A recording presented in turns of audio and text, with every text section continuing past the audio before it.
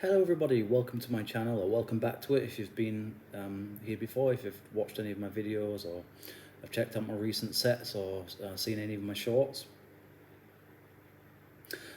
Today's video is going to be about something that I'm very passionate about, and that is electronic music and DJing.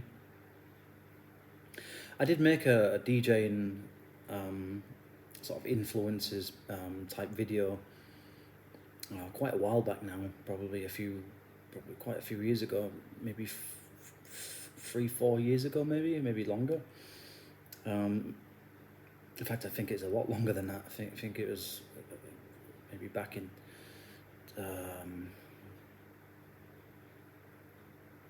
probably 6-7 years ago, maybe, I'm not sure. So I have discussed this topic before a little bit, but I'm going to go through, I've got a few things written down here that I want to get through in this video. So we're going to go through my influences. I don't really consider myself as a DJ per se, really. I mean, it's more of a kind of part-time hobby, to be honest, but it's something that it is a passion of mine, and it's something that I take very seriously when I do it. So it's more of a kind of, I think really it's more of an artistic sort of therapeutic medium, maybe more than it's not so much it's a performance based thing. It kind of depends on the genre that you're mixing things, but anyway, I think really ultimately for me I see it as a kind of art form, but I'll get onto that later in the video. So I'm going to go through my influences as an artist, if you want, I don't know, I'm always in a bit of a dilemma about whether I am an artist or not. I'm not really sure I am, but again, we'll get onto that as well later. So anyway, yeah, I'm going to go through my influences, like CDs, DJ sets that have kind of influenced me over the years. What makes a great DJ mix, or mix CD, or just a mix in general. I'm also going to go through like how I think that like personality and a character infuses itself into what you do. I'm going to talk about the art of DJing and what I consider to be the art of DJing, which is kind of linked with what makes a great DJ mix or set. And actually, I'm going to also go through not too long, but I'm going to talk about club culture as well. I might actually make a separate video about that because it's quite a long topic and there's quite a lot I really want to get through. So I may skip that bit and just do a whole video on that, but we'll see. And then to finish, I'm just going to kind of like just go through what I think maybe the future of DJing or club culture might be, just very briefly. We'll see how we get on, because I'm very conscious of, I don't really want to make videos that are excessively long because they're a bit of a nightmare to upload. And I think ideally I try to keep things within sort of an hour and a half, really. I think any more than that's kind of it's a bit excessive. So going straight into influences, and really I think growing up I was influenced by a lot of things. Probably initially I was influenced by music at school. I went to a Church of England school, so I was introduced to a lot of Christian, Anglican Christian based Christian music, Christian hymns, carols and things like that as a kid. But at home I was influenced heavily by my father's and my mother's music collection. So that would have been things from like punk and rock. There's all like synth pop, electronic stuff from the 70s and 80s, and even actually really my father listened to groups like The Grid and Moby and people like that, Orbital, Cabri Voltaire, Aphex Twin, those kind of, sort of a little bit out there maybe, but also things like sort of like Vangelis, more ambient stuff. But certainly a lot of music by the Human League, Soft Cell, a little bit of Depeche Mode, Alex Harvey, Jean-Michel Jarre. I was introduced to a lot of music as a kid and as a teenager, and I think it's just sort of seeped into my subconscious really, and I think that's probably partly what led me towards having an interest in electronic music. Not so much, not initially sort of like dance music, club music really. I think I was probably influenced by my brother, growing up in some ways, because I remember him having a lot of like clubby music, club-based music, CDs. He did a lot of really interesting stuff actually, and I think probably just growing up with seeing a lot of stuff on MTV and growing up in the era of mainstream sort of R&B, rap, gangster sort of rap in the late 90s, early 2000s.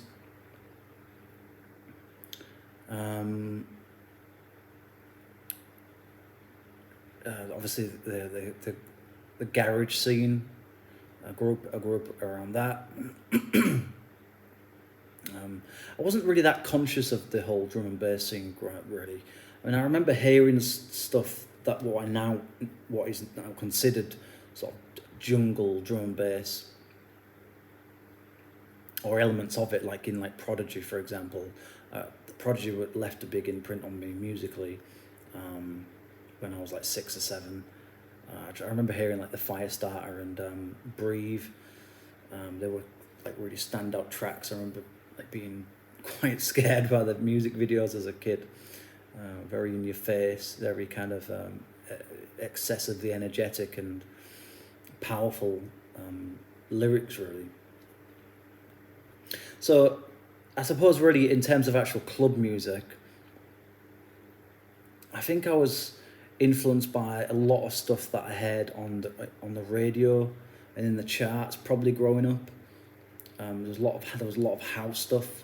There was a kind of a bit of a resurgence in like it's kind of like new disc, not new disco in the sense of like that genre in and of itself, but sort of disco inspired kind of stuff.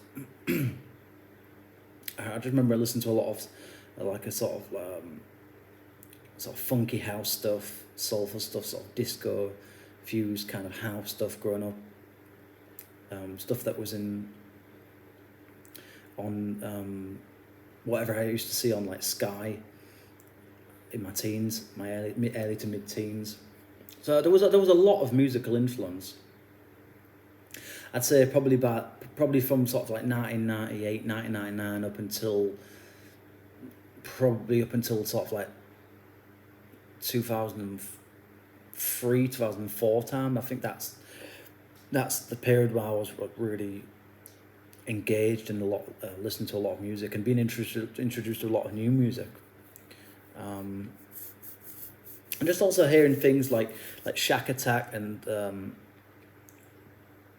Flock of Seagulls, or what they're called.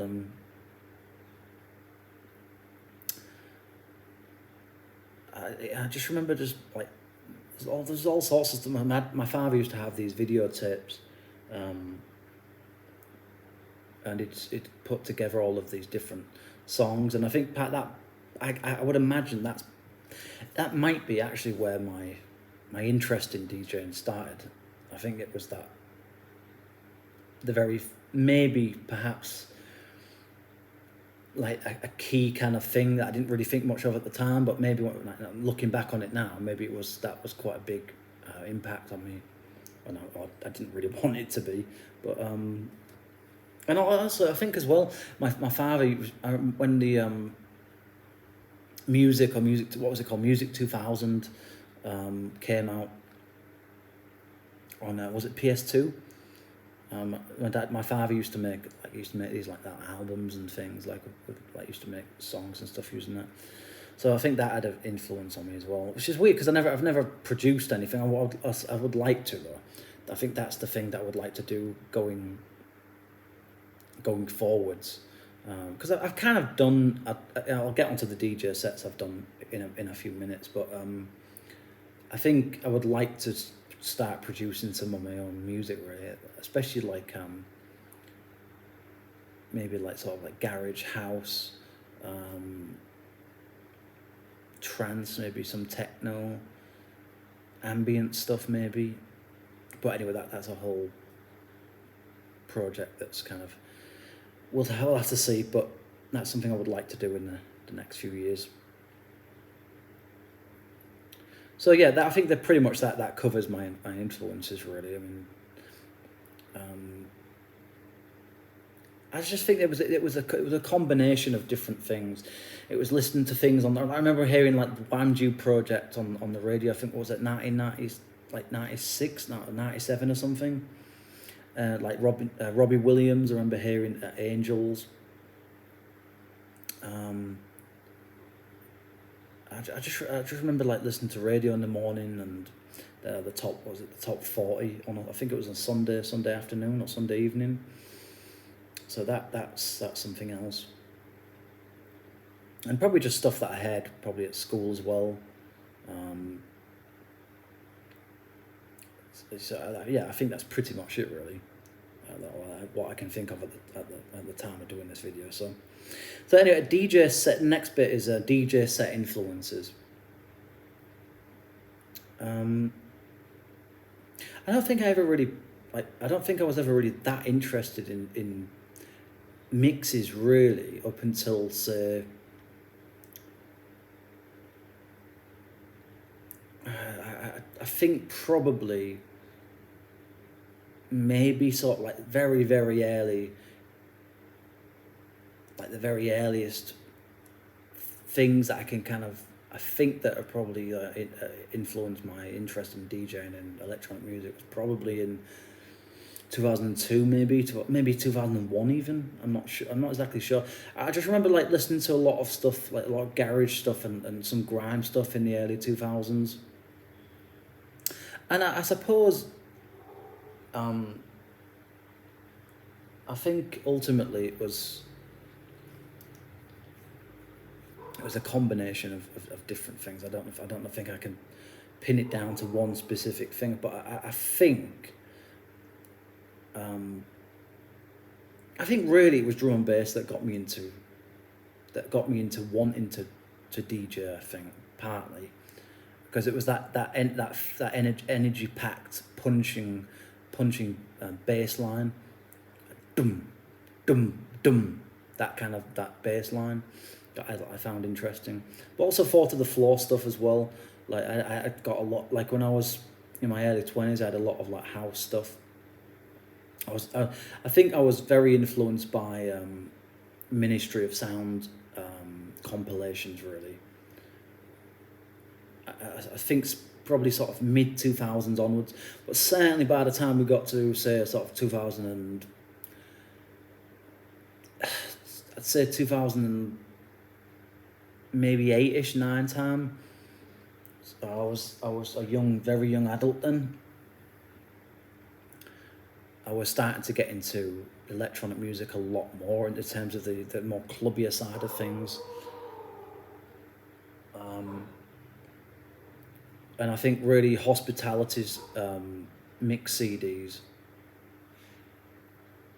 especially those actually mixed by Tony Coleman, or London Electricity as he's known, and Tomahawk, who was no longer, I don't think he DJs at all anymore. But I think really the most powerful influence in terms of DJ mixes, DJ sets, mixes, whatever you want to call them, I think really the most, probably in terms of drum bass, the biggest one was one by Tomahawk.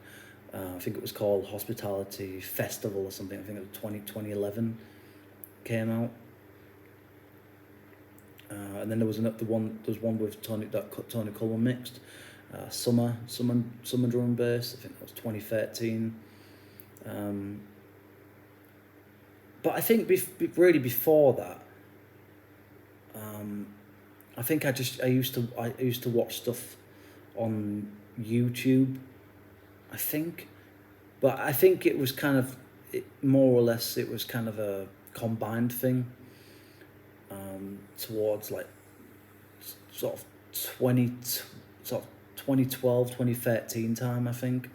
That's when like Boiler Room. I think Boiler Room was like kind of just starting to get popular at that time. And then you had like I remember getting into like stuff on Mixmag's YouTube channel. As I said, Boiler Room, DJ Mag, and over the years I've gotten more interested in the other stuff. I just found it kind of became too. To be quite honest, it's dominated with people that don't really have any talent and don't really have any artistry, I guess you would say. Well, that's just my opinion, but I think Boiler Room, especially Boiler Room, I think it's really lost its way over the last sort of 5 to 7 years, really. You're always going to have your favourite DJs and your favourite sets, but I think it just became too. It was trying to be everything and anything, really, and it just doesn't seem to. I just don't think it really has any standards anymore. Like back in the day, it was like you really kind of had to be someone really to be on Boiler Room, or at least to have something of a name anyway. And now you just sort of see any Tom, Dick, and Harry on it. It's just like, okay, whatever. So yeah, I think really DJing influences. I think predominantly it was like drum and bass, but also stuff like I said by Ministry of Sound, like house compilations, some of the mixes.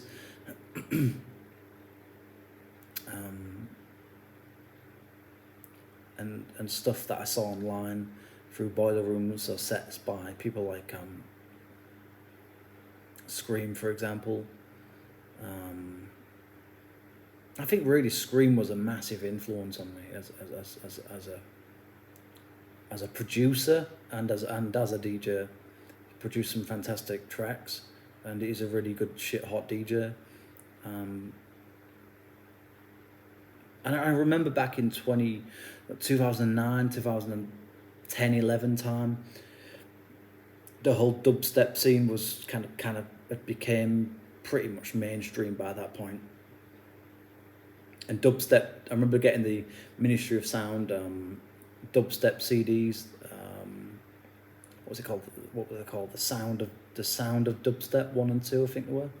And then they had other ones like. I don't know if they were called the Sound of Dubstep 3, 4 or something. I don't know. I'm not sure. It might have had a different name. But dubstep was a big influence on me in my very early 20s. That kind of pitted out, and I kind of really, I suppose, drum and bass and dubstep. There were massive influences on me when I was 21 to like 25, I'd say. And I think house, like I said, like funky house, disco, new disco, sort of some trance, a little bit of techno, certainly garage stuff. I remember listening to a lot of garage stuff when I was younger. And actually I got a CD. It was a DJ Luck and MC Neat. I think it's called Piano Loco or something like that. And my father was just like this. He just looked at me. I remember him putting it on and was just like, what the hell is this? I was just like, I don't know. I fell in love with garage really. But then it just kind of just turned into grime eventually. It was, the whole So Solid crew thing came in, and it just kind of, to me, that wasn't. I didn't mind some of the So Solid stuff, but I just think it became too. I think basically it became too Americanized, and it was just. Plastic gangster, types that were just sabotaging the whole thing, and it just became about crime in the end. I remember seeing stuff on the news, and there's a lot of problems with nightclubs, and especially in London. But anyway, so yeah, set wise, I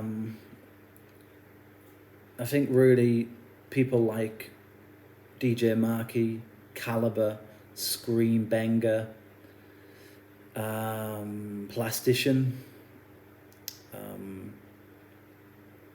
Loafer.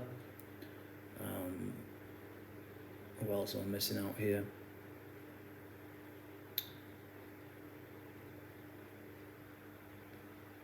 It's funny when I'm doing these videos, I can never remember anything. But before I make them, I'm going to say this isn't the one, and I can't remember anything.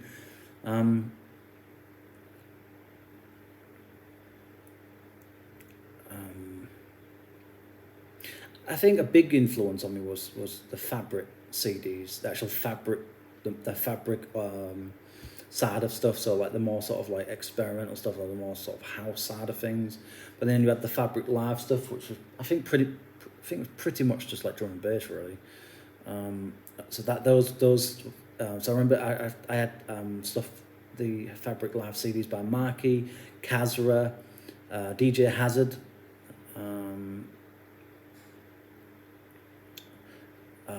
Who else? Instrumental, D-Bridge Instrumental.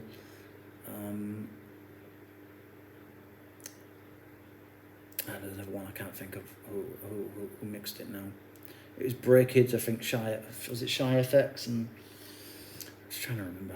My memories all over the place. Sound system. Anyway, but yeah, so the FabricLive CDs were a big influence on me in my very early 20s, so 21 to 23. I remember listening to them a lot. Of course, comics, I can't forget comics. That was perhaps one of the most inspiring, in my opinion, certainly at the time anyway. The sort of more mellow side of drum and bass, liquid, sort of liquid ambient sort of styles, minimal stuff, sort of techno influence kind of stuff. So drum and bass really, and I think the stuff like comics played in their FabricLive CD, the stuff that Markey played in my FabricLive CD, stuff that's on Kazra's FabricLive CD, those kind of tunes, like they were like really, to me, like futuristic almost. I got to remember, I was only young. I was only like like I said, I was only probably I think 20, 21 or so, 20 to 23 when I was getting those mix CDs from the library. So, I was still in that phase where I was kind of like easily influenced by things, musically speaking. So my DJ sets, I'm going to come on to that. I mean, look, I could go through all of these different areas and expand upon them a lot more, but I don't want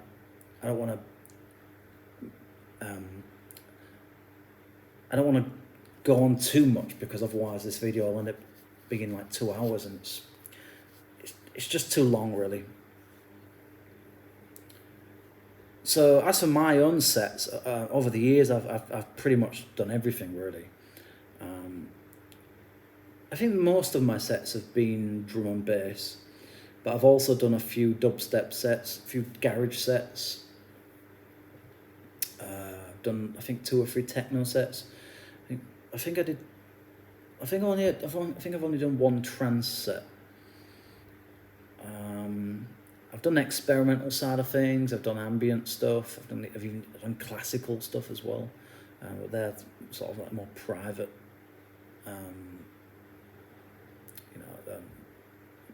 I don't want to say mixes really, but the sort of compilations really that I find very interesting for my own sort of.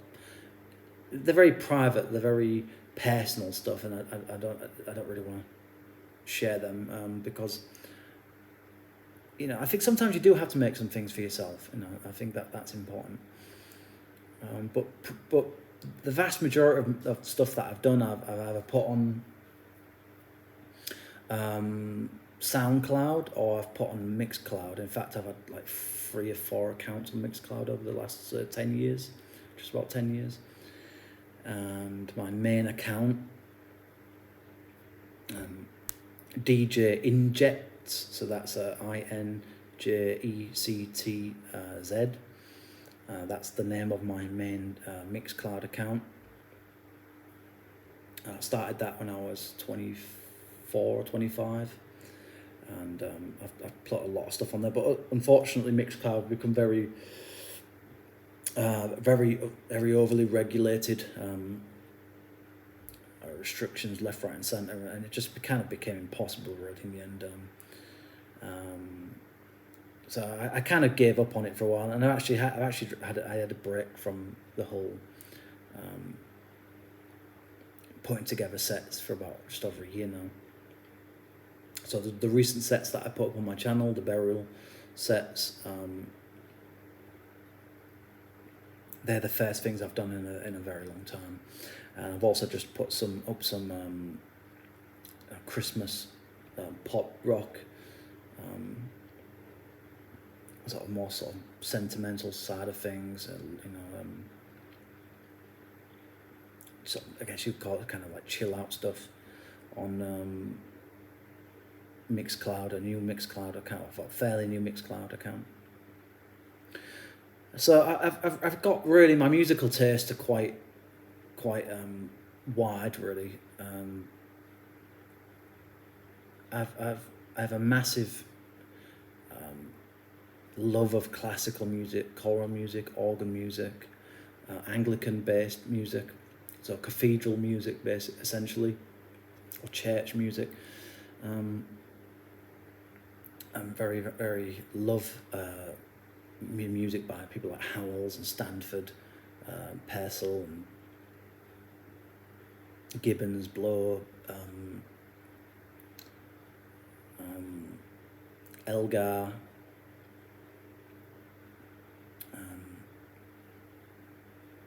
Just too many to mention really. I love a lot of English composers from the middle of the 20th century, early to mid 20th century. But I also very much love French composers, so people like Dupré, Franck, Messiaen, Vidor, Vienne, people like that.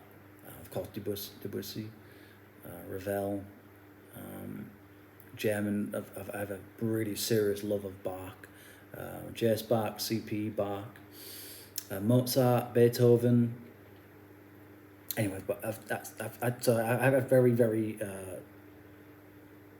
I really do love classical music, but I think it's important to have different, very varying tastes in music to continue to appreciate those opposites, and that's one thing I do love about myself, is that I love that I love electronic music, but I also love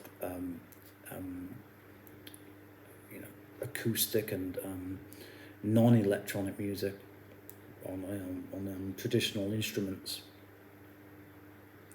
Baroque stuff, very much love that.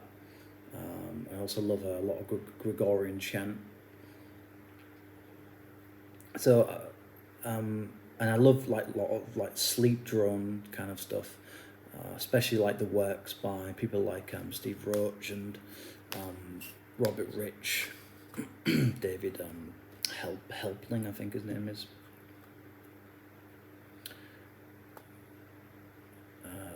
And also works by Eric Whittaker. So my DJ sets really, I think what I've tried to do with more than anything, I've really I've always kind of like done what I felt. I just kind of sometimes it's down to sort of being a little bit inspired or moved to do something, just sort of influenced in some way to look for certain music that suits my personality, I guess, my mood at the time, whatever, or just tracks that I just happen to like for whatever psychological reasons, or just musical tastes, just in general, and just find a way of sort of showcasing those tracks in a way that I found appealing to me.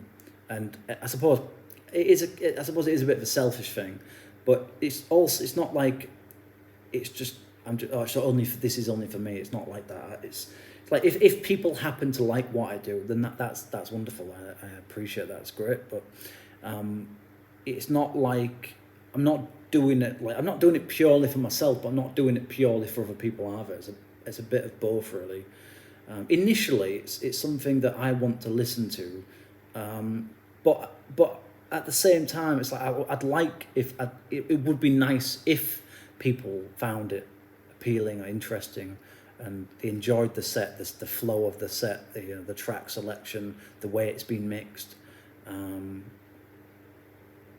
Just appreciate that.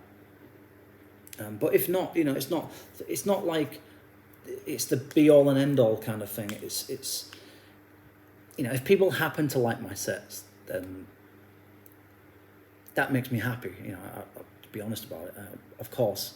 But if people don't, if people criticise it, of course nobody likes to be criticised. But it's important to get that feedback. Sometimes it's important for people to say, well, that maybe these tracks, maybe you could have put this track in a better place, or maybe you could have,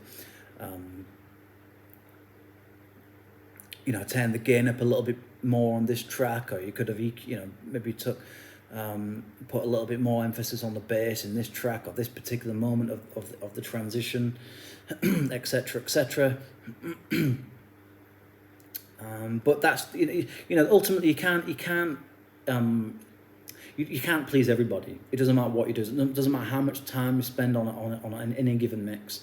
And for me, I consider it's the art of curating. It's the art of it's the intent behind it. It's the purpose. It has to. For me, I'm going to get onto this in a second, but I'm kind of jumping the gun here. But it has to be more than just random tracks, tunes being thrown in left, right, and centre. So my DJ sets, I've done all sorts of things. I think over the last year or two, I've kind of lost a little bit of interest, really, in mixing. I just always wanted to kind of try and do something that's interesting, but also sometimes just do something different. That's why I made my classical compilations. Some of them I shared, and some of them I kept for myself.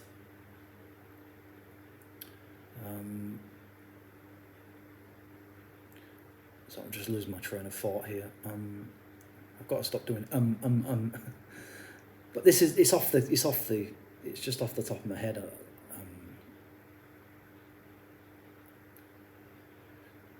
So I've done what I've mixed stuff that I found interesting at the time, that I wanted to share with others, partly, but also it was because I liked the tracks themselves.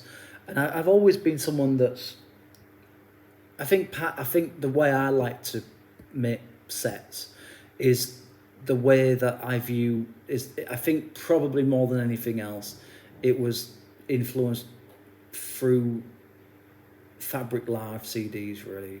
This art of what I consider to be kind of like an art, and not that every FabricLive CD was like well thought out over the space of a couple of days or weeks or anything, but some of them were genuinely given a lot of thought. Like I remember there was an interview with Comics that's no longer on YouTube where they were talking about that FabricLive disc they did, I remember they talked about like drawing a line on a board, and you know, like how they wanted this, you know, certain sections of the mix to be, and where they wanted the energy to be, and so forth. And I think I was inspired by that. I was inspired by the way that Kazra's FabricLive CDC just has this flow to it, and Marky's as well. Just works. It has this consistency to it, but not. It's not boring. It's not. It keeps moving somewhere. I like that. I like that concept of there's a level, but you know, there's something. The next track adds to the last one. You know what I mean? It's like it gives it. It's not like just. This is why I couldn't ever be like a club DJ. I don't think I can't. It's all good and well playing to a crowd of people and keeping the energy on the dance floor, but you know, essentially that's what that is. It's to me, that's not, unless you're like really at the top of your game. Well, people like say like Carl Cox, for example, or like Marky, or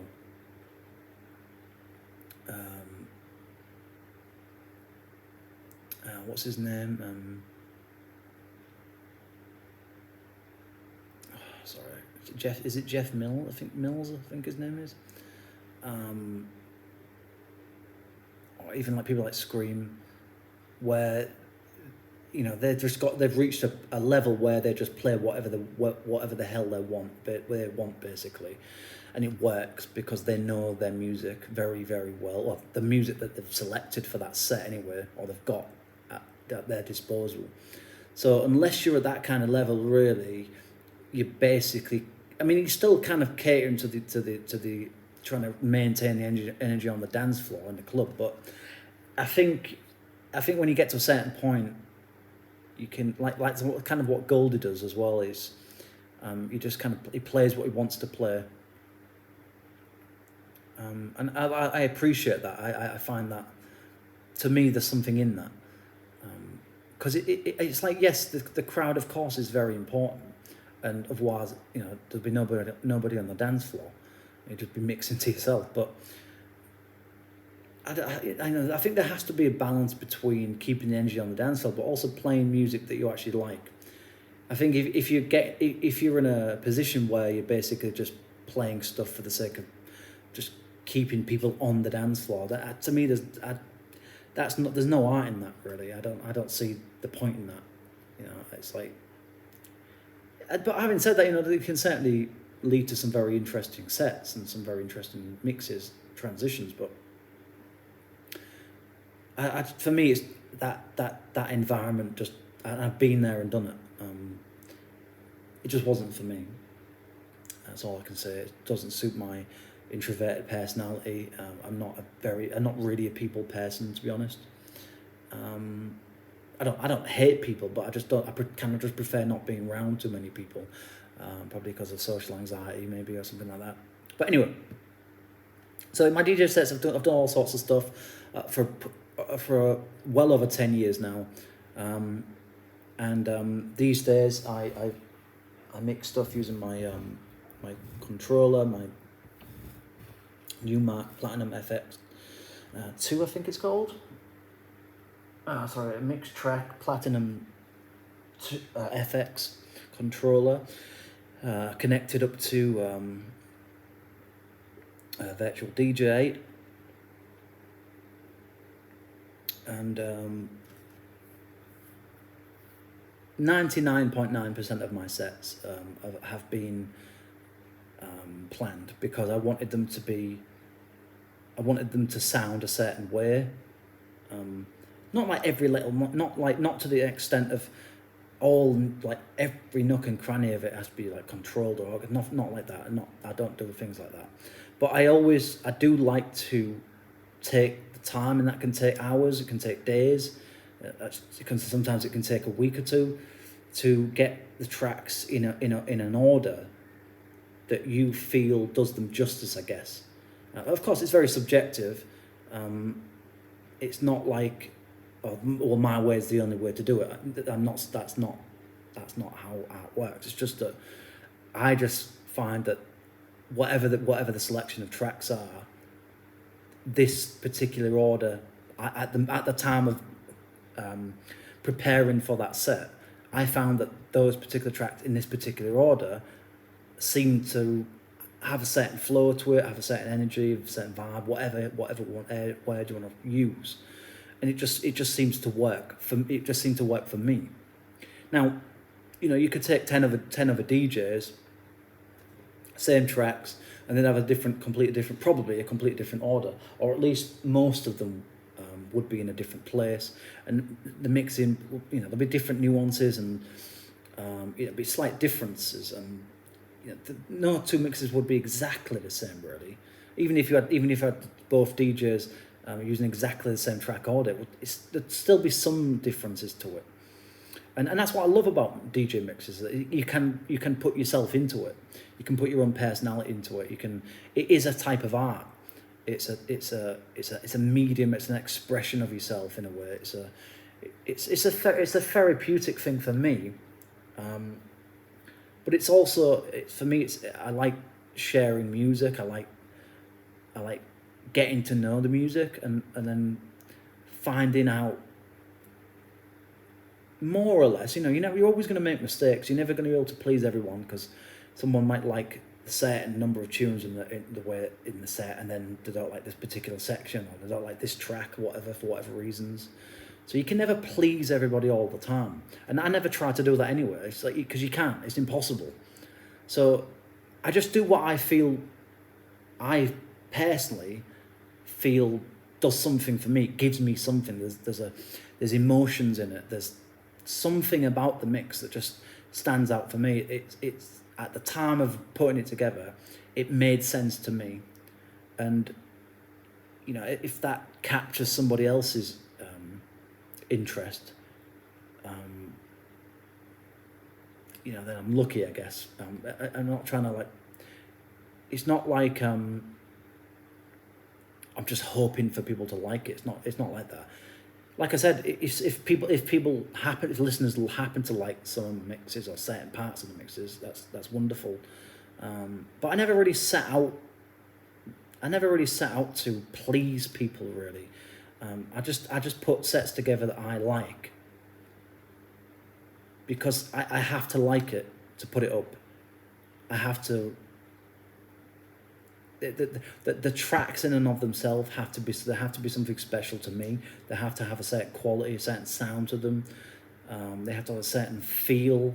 They have to connect with me. Actually, I have to genuinely like those tracks. I very, very rarely ever play anything that I don't like fully.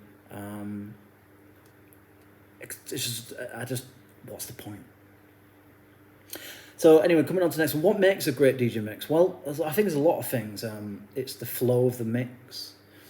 It's the production of the tracks themselves. It's the way that the overall kind of vibe of the mix. It's the fact that you want to keep listening to it. I think that's important. Like, you don't just get halfway through it and think, oh, I'm kind of bored now, it's getting a bit boring. Or 3/4 of the way through it and think, oh, it's going on a bit, this. There's a lot of things that make a great DJ mix. It's the actual DJ themselves. Of course, the very first thing is the tunes, the tracks that you're playing. All of those need to be of high quality. Need to be something interesting. Something, I always try to find something a little bit different, or something just something that says, this is really good music. In whatever genre that is. That's like absolutely paramount. But of course, a great DJ mix is based on the way that you actually mix it. So it's I always find that you need to have a great introduction tune, whether that's an a cappella, whether that's an ambient bit, whatever it might be.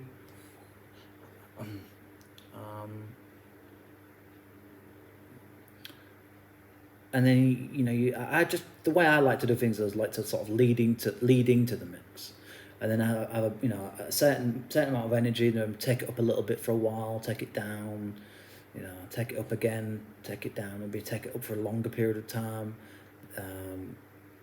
You know, you want to have variation. You want to have different moods, different emotions that you feel. Maybe some sort of, you know, quite powerful tracks that have you know, some quite meaningful lyrics in. I like especially drum and bass, where a lot of it tends to be more about the energy rather than. For me, it has to be about like the intention of it. It's the actual mixes of the transitions of the tracks themselves. That's massively important. The tracks have to absolutely work, or more or less, harmonically especially, but also just like, so, you know, sometimes it's good to change things up a little bit, just take things down, take things up, you know, add something completely different, surprise the listener. But overall, I would say it has to go somewhere. It has to feel like a musical journey. I don't like using words like journey or a path or something like that, but it has to be. I don't like the words. I don't like saying that it's like a storytelling experience, but I guess it's kind of like that in a way, sort of. I guess it kind of has to. It has to have chapters. It has to have. It needs to be going somewhere, because otherwise it's kind of like just being like, it's like having a car and never going anywhere. It's like, what's the point? It's like, if you're going to get in it, go and take it to different places. You know, it's like, there's no point just throwing random. Well, let's just throw this banger of a track here. Let's throw that. You know, more you know, down tempo, whatever. This then. You know, maybe this jazz infused track here or this. It's like, don't just. That's all gonna, if you know your tracks inside and out, and you can do that actually live, then that's great. But I think most people don't know their tracks fully, and even if they do, when you're in front of a group of people, it's kind of irrelevant really, because you know you're really bound by what's happening on the dance floor, and if there's a lull, you know so you can't really plan your set, and that never appealed to me. So if I am an artist, which I don't consider myself to be, not really, but if I am, I think it's because I like to create something that I see as a form of art. I like to create something that I see as it has meaning to it. It has there's emotion. There's emotions packed into there. And I suppose really it's a representation of myself and the way I feel and think at the time of doing it. But also just the way that I like the way that the certain tracks sounded together. It's like, you know, you start off with this, and then okay, where do we go from here? Do we just continue down the same route, or do we take some risks sometimes? So there's so many things that make up a great DJ mix. Part of it is like personality and your character. You know, depending on where you are in your life at the time of doing it, you might be more melancholy stuff, more sentimental stuff. There might be more, you know, a lot more emotion fueled stuff in it. It might be dark. You know, it might be sad sometimes. You know, it might be very intimate. It might be or it might be very you know, like a smack in the face kind of thing. It's a kick in the ass. It's, you know, your mood really. Your mood is your outlook, your personality, actual personality type, your mental health. They're all things that go into it, whether you're sort of whether you're consciously aware of that or not. There are things that go into a set that I think you only really sort of later on realise. At the time, you just I'm just putting music together and like, this sounds good together. But there's a lot more than that really. There's a lot of psychological elements going into it, and it's an expression of your it's something that you're kind of like telling the world maybe about yourself in a way. It's like you're trying to, like, you're sort of, you're expressing yourself through music. You're not saying exactly how you're feeling and stuff, but in a way the music's like kind of doing that. It's like, and I think that's, that's kind of an art in and of itself. It's there's an art to a DJ set. It's difficult to define exactly what the art is, but it's a combination of things. It's the harmonic, the key matching aspects of it, the energy, the drive, the intention behind it. It's and a great, if I had to sum up, it's a simple summary, but if I had to sum up, I say a great DJ set is one that you listen to pretty much from beginning to end. You don't really get bored of it. But that, again, that's a very subjective thing, and and it also depends on your mood at the time to listen to, because you might not like it on the first listen. It might take a few listens to, this is actually a pretty decent mix. So it just depends on, I think it depends on your age, your where you are in life, what mood you're in at the time. But it's a combination of things. It's the tunes, it's the DJ, it's the track ordering is underrated, really. It's people don't appreciate often the effort that goes into it, in creating. I think my DJs that maybe it's kind of like a sort of album kind of concept thing with me. That's how I've always kind of approached it. Like, I want to be able to listen back to this in a year or 10 years from now and still enjoy it or like most of it, without too much criticism. So I've talked a little bit about personal, like, character, your mental health, whatever you're going through. Maybe if you've got some kind of disorder, or you're going through any kind of issues in life at the time of doing, or if you're not, all of those things kind of shine through it, whether you like it or not. The art of DJing, I've kind of like covered that really, but it's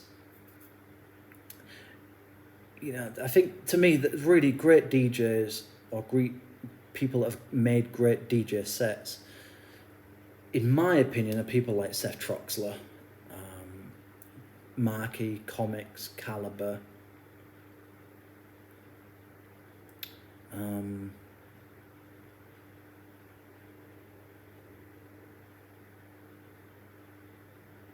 Tiesto, back in the early 2000s.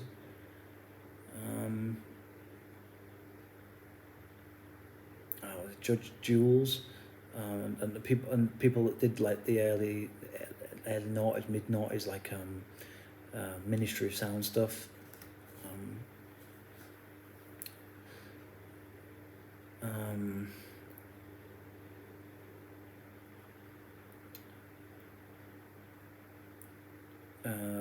People like Hatcher, for example, DJ Hatcher, with like dubstep, garage sets, old garage sets, old jungle stuff, like those the legends of those scenes, kind of, those early sets you can find on YouTube with some of the best stuff out there, really.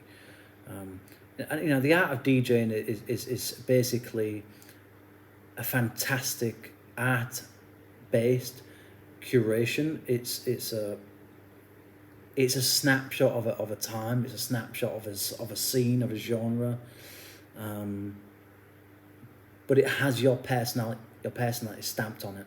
That's what I think the art of DJing.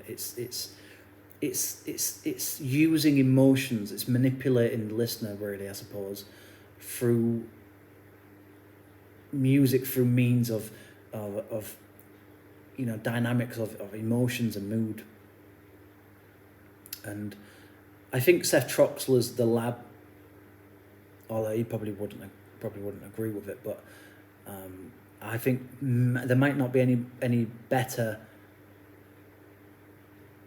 I think, mix, in my opinion, than that one that I've ever listened to, really. That's one that I think that's really, if I had to sum up the Art of DJing in a disc, I'd say that's it. And both of those mixes, by the way, they're fantastic, and I highly recommend them. Steph Troxler's the Lab CD. There's 2 sides. I think it's is it the second one? I think the second one's the best, or the better of the 2 anyway. But yeah, like I said, like I mentioned before, those FabricLive mix CDs are fantastic as well. And just stuff that you find on the older stuff on DJ Mag, and on Boiler Room as well. What fantastic, great sets, live stuff. So we're coming up towards the hour now. Club culture, I might actually make another video, an entire video about that, because that's something that I'm very keen to discuss in more length, and I don't want to make this video too long, so I think I'll leave that out for now. But that's a serious issue that's been plaguing the UK for at least 5-10 years, and it's not getting any better. And I think really club culture is I hate to say it, but I think it's dying really, which is and just nightlife in general is just it's falling into disrepair, and it's deeply troubling, and it will have a lot of consequences. And I think it's very, very depressing and very sad what's happened to the UK night scene, and not just nightclubs, bars, pubs. But I'll do a separate video about that.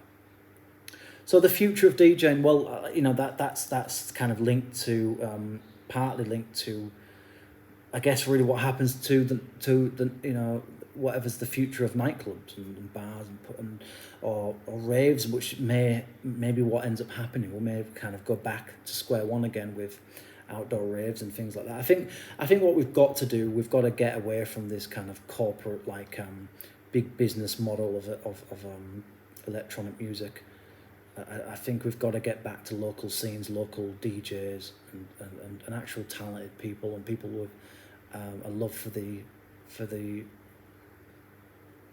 medium of DJing, the art of it, if you want to call it an art.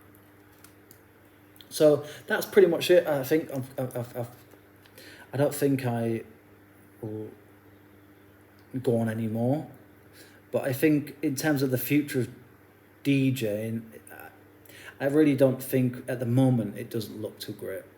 Of course, the digital medium is not going anywhere, probably anytime soon, hopefully. So you'll always have things like, for the foreseeable future anyway, maybe, YouTube, SoundCloud, Mixcloud, and various other websites where you can find mixes and so on. And obviously on YouTube itself now, I think a lot of people are coming to YouTube rather than relying on Mixcloud or SoundCloud. But the problem is there's so many problems now, so many regulations with copyright strikes and things on all those major platforms, that it's becoming very difficult to put up sets without them being muted or taken down or being threatened to take down. So anyway, I hope that my recent burial sets, I hope you've enjoyed them. If you have listened to them, I may actually go into that a little bit, those 2 sets a little bit in another video in the future, to explain my kind of process behind those mixes really, and why I chose the tracks that I did, and why I put them in the way that I did, because it's not to everyone's taste, I get that. But I just felt that as someone that's been listening to burial for well over a decade now, I've already made other burial sets as well. I think they were on my Mixcloud for a while, a few years ago. So I've already mixed the main sort of, the familiar tunes, the things that most people are aware of, or any hard burial fan knows. So I just felt for these mixes, I wanted to do something different, something interesting, and that's why I included quite a few remixes. And I wanted the flow to feel kind of natural, to be impactful as well. But what I didn't want to have too much of was, the more kind of I didn't want to have too much of the experimental ambient dominated. I didn't want that to dominate the entire mix. I wanted it to have a flow, but to having bits of ambient stuff in there. So yeah, that's why I have tracks like Starlaw and things like that, and Forgive and so forth in McDonald's. So anyway, but I'll make a kind of like a commentary on that on those two mixes at some point. But anyway, yeah. So I thank you for listening. I will make another video purely on club culture at a later point, because it's just such a vast area that it would take at least an hour to go through everything I want to talk about. So yeah. So thank you for listening to the video, checking me out, checking my sets out if you have. Go and check out my Mixcloud, DJ Injects, if you want to. There's a lot of stuff on there. Comment on my YouTube, my burial sets on YouTube if you want to as well. And I'll talk to you another time. Thank you for listening. Bye-bye. See you.